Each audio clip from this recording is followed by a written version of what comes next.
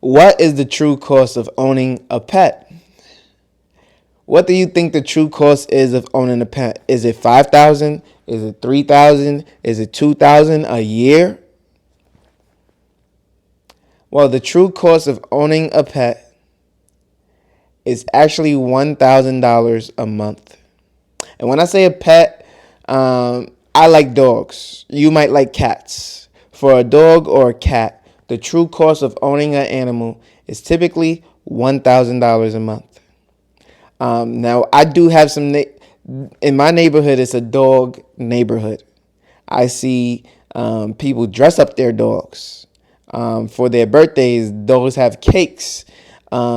Maybe there's a medical issue with the dog that now costs $5,000, $6,000, $10,000, and they didn't have pet insurance. And then maybe they want to increase the luxury of food that the dog eats. All of these things add to the cost, which may even make it more costly than $1,000 a month. And so when thinking about the cost of ownership for a pet, you have to consider, what is your lifestyle? Where are you at in life? And can you truly afford to have a pet? Now, if you already have a pet and you're in debt and you are struggling financially, maybe there's a family member who would like this animal, to where you can still enjoy visiting this pet, but not necessarily have the responsibility of its upkeep.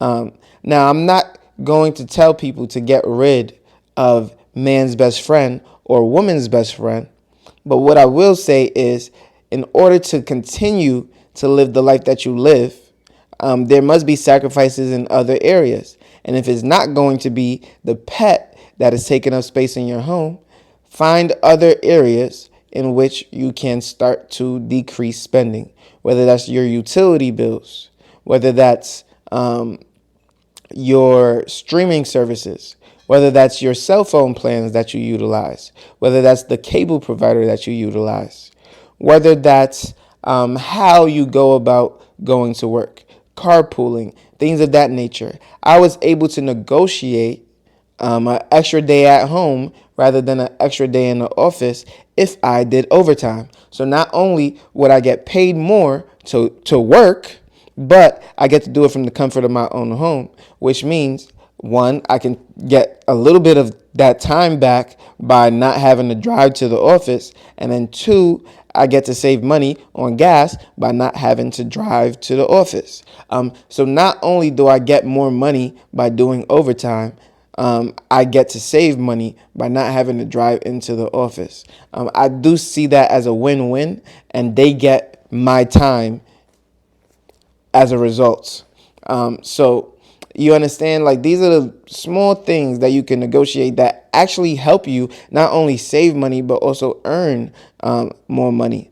These are things that a lot of people don't think about, even saying or bringing to the table. I'm saying, hey, if I work extra, I want to do it from the comfort of my own home.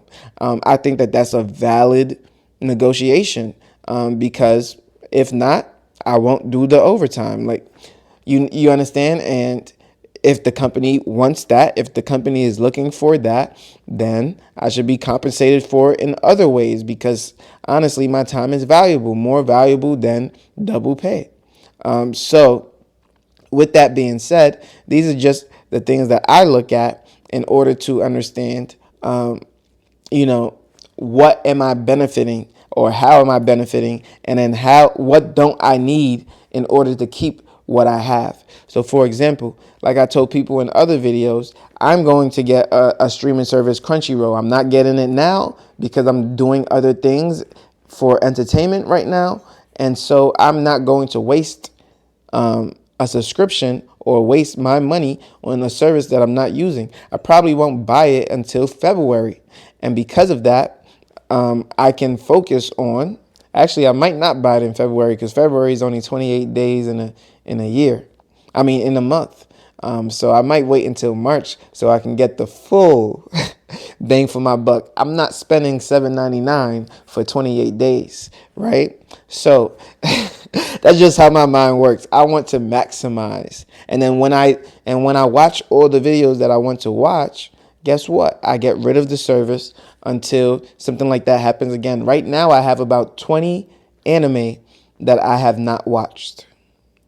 And because I was in Colombia, because I was playing this new game with my brother, because of all these different things, it ended up building to 20 games that I have not watched. And then once my laptop, which I now have back, once my iCloud and everything gets reset this January, I'll probably start honing in on the music, probably start honing in on Rumble more. And so February is kind of booked with business.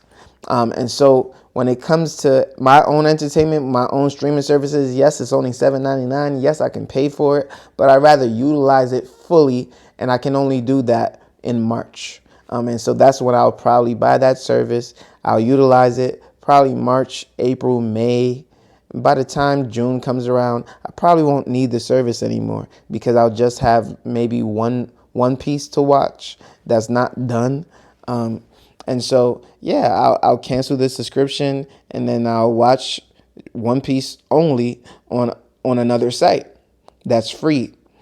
So again, just figuring out ways to cut costs, cut expenses that you don't utilize, that you don't need, so that you can have your man's best friend or woman's best friend in your house.